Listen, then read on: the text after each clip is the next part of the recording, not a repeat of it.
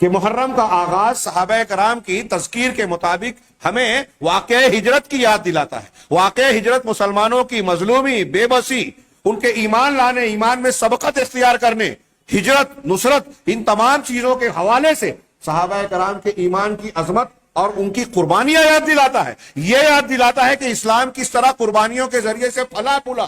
کن قربانیوں کی بنیاد پر بدر اور مکہ فتح ہوئے. اللہ کے نبی صلی اللہ علیہ وسلم کو جس مکہ سے مظلوم نکلنا پڑا، اسی مکہ میں چند سالوں کے بعد آپ فاتحانہ کس طرح داخل ہوئے، یہ فتح کس طرح ممکن ہوئی. وہ مکہ کے سرداران جو آپ کا اور آپ کے صحابہ کرام کا فیصلہ کرنے کے لیے بیٹھے رہا کرتے تھے کہ کس کی گردن مار دی جائے، کس کے ساتھ سزا کا معاملہ کیا جائے، وہ آپ کے سامنے مجرم کی طرح کھڑے ہیں. چند سالوں کے بعد ہجرت کے بیج نے، جس نے قربانیوں کے ذریعے سے اسلام کے پھل کو، اسلام کے درخت کو لہلہایا، اس کے حوالے سے اگر ہم غور کریں تو صحابہ کرام کی سابقون الاولون کی قربانیاں، ان کی عظمتیں، ان کا بلند معیار اور مقام معلوم پڑتا ہے.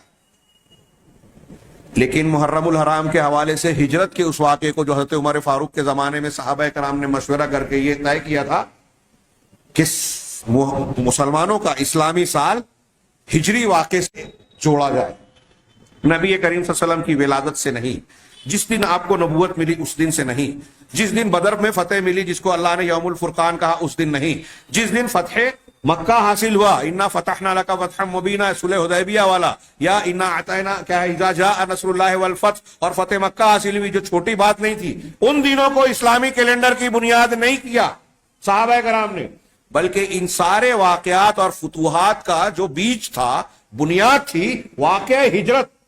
بقول بعض علماء کہ جناب محمد رسول اللہ صلی اللہ علیہ وسلم کی پوری سیرت طیبہ کا سب سے اہم، قابل توجہ، درس آموز واقعہ اگر کوئی ہے تو واقعہ ہجرت ہے.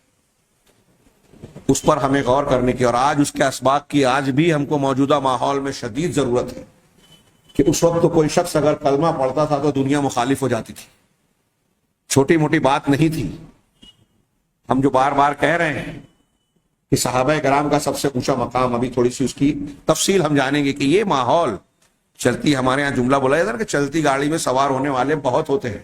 آپ کوئی سچی بات ایسی کہیں جس کے لوگ مخالف ہوں، آپ کو ساتھ دینے والے بڑی مشکل سے ملیں گے. نبی کریم صلی اللہ علیہ وسلم نے جب کلمہ حق بلند کیا، دعوت دی، تو اس وقت آپ کی دعوت کو قبول کر لینا پوری دنیا کو دشمن بنانا تھا، مصیبتوں کو دعوت دینے کے مترادف تھا.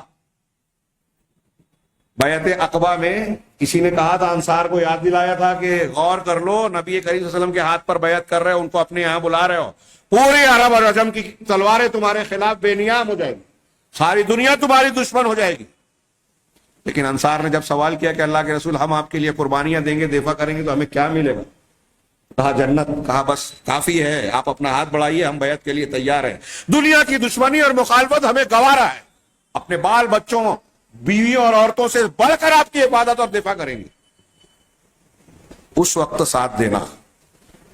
ایسے لوگ جھوٹے ہو سکتے ہیں، سازشی ہو سکتے ہیں، ان کے ایمان میں، قربانیوں میں شک و شبہ کیا جا سکتا ہے. یہ شیعہ، یہ ان کے نمائندے اور گرگے آج ہم کو یہ سبق پڑھاتے ہیں. واقعہ کربلا کو اسلام کی تاریخ کی بنیاد اور پیغام والا بناتے ہیں. بدر کو بلا کر، ہجرت کو بلوا کر، صحابہ کی قربانیوں کو نہ صرف یہ کہ فراموش کر کے، بلکہ اس کو مجروح کر کے، ان کے کردار کو مجروح کر کے. میں کہنا یہ چاہتا